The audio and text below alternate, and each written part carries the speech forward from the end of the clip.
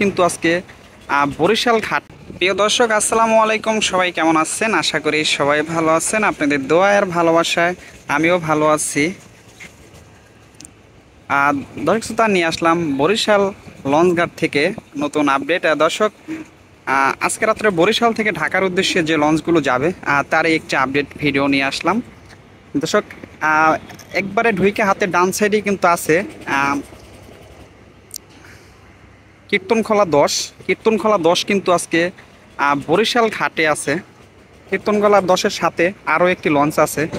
দর্শক, আরেকটা বিষয় হলো, এখানে একটি লোক দেখতে পারতেছেন যে এমনভাবে বইসা আছে, তার কোনো ডর ভয় কিছুই করতে আছে না।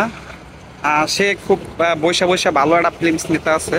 দেখুন, সাধারণ আমি আমি যদি বইতাম এই জায়গায়, তাও আমিও ভয় পাইতাম, কিন্তু তার কিন্তু একটু ভয় নাই।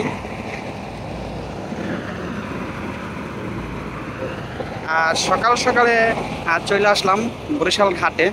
দর্শক, ওয়েদারটা কিন্তু মোটামুটি অনেক ভালো আছে। আর এখানে কিন্তু যে ঢাকা থেকে মালামাল আসছে, সেই মালামালই কিন্তু বর্তমানেও নামাইতে আছে, দেখতে পারতেছেন।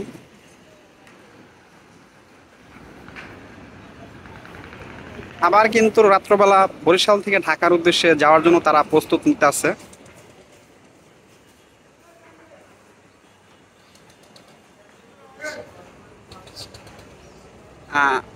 তেমন কিন্তু সিঁড়িও নামাইয়া দেয় নাই, কারণ সকাল সকালে দুপুরের পর থেকে কিন্তু টোটালি কমপ্লিট করা হবে।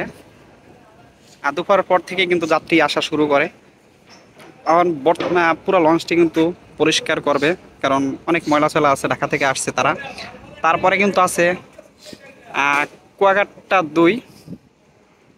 কুয়াকাটা 2ও আছে কীর্তনখোলা 10-এর সাথে। ভালো দুইটি লঞ্চ কিন্তু বরিশাল ঘাটে এই মুহূর্তে আছে।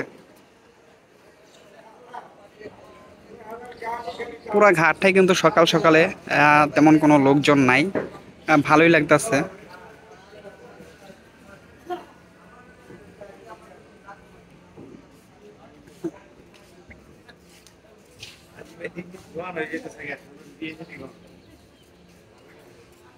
আর এই সাইডের যে সিঁড়ি, এই সিঁড়ি কিন্তু এমনভাবে দিছে যে এখান থেকে কিন্তু ভ্যান গাড়ি নিয়ে ভিতরে ঢোকা যায়।